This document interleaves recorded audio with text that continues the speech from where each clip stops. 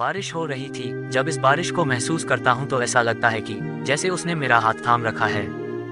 इस सन्नाटे में भी ऐसा लगता है मानो वो मुझे बुला रही है, मुझे आवाज दे रही है, मुझे पुकार रही है। मेरा नाम सम्राट है। मुझसे जिंदगी में सिर्फ एक गलती हो गई कि मैंने एक अमीर लड़की से प्यार कर लिया था। उसका नाम प्रियंका था। मैंने अपनी जिंदगी में इतना प्यार शायद कभी किसी से नहीं किया था जितना कि प्रियंका को करता था। हमारा कॉलेज खत्म हुआ और वो दिन भी आ गया जिस दिन हमने फैसला किया कि एक दूसरे के घर वालों को अपने रिश्ते के बारे में बताएंगे। 1 मई 2023 का दिन था जब मैंने अपने घर वालों को प्रियंका के बारे में बताया था। पिताजी वो तो जैसे सदमे में चले गए थे। मैंने अपना पूरा दिल खोलकर उनके सामने रख दिया था, लेकिन वो तो मानने को तैयार ही नहीं थे। वही प्रियंका के घर वाले भी इस रिश्ते के बिल्कुल खिलाफ थे। अब हम बड़ी दुविधा में फंसे हुए थे। हर पल बस यही सोचते थे कि घर वालों को शादी के लिए कैसे राजी करवाया जाए। मैंने बहुत कोशिश की लेकिन ना तो माँ मानी और पिताजी तो बहुत ही ज्यादा खिलाफ थे। बहुत ज्यादा हो तो मेरी बात सुनने को तैयार ही नहीं थे। हार कर मैंने प्रियंका को घर छोड़कर शादी करने के लिए कहा, लेकिन एक लड़की के लिए ये बहुत मुश्किल होता है और मैं उसकी ये बात समझता था। इसलिए मैंने और प्रियंका ने मिलकर ये फैसला लिया है कि हम दोनों अपने घर वालों की खुशी के लिए अलग हो जाएंगे और हमने ये वादा किया कि अब एक दूसरे से कभी नहीं मिलेंगे, कभी नहीं। हालांकि मुझे प्रियंका से दूर हुए अभी 2 ही दिन हुए थे। मेरा दिल बहुत तेज चल रहा था। वो कहते हैं ना, जिसके साथ आपने पूरी जिंदगी बिताने का फैसला किया हो उसे भूलना इतना आसान नहीं होता। बस प्रियंका की बात है।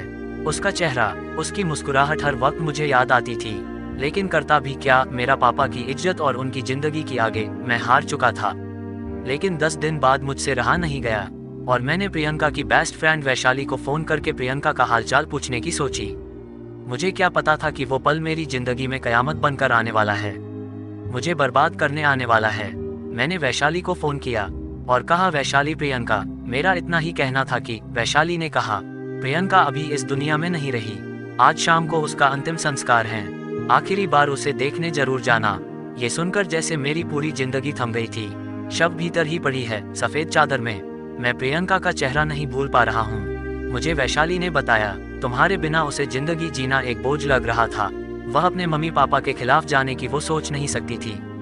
तब उसे मरना ज्यादा आसान लगा।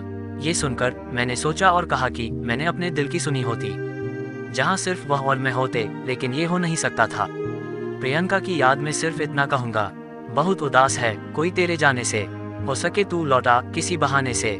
तू चाहे जितनी दूर है लेकिन एक बार तो देख, कोई टूट गया तेरे जाने से।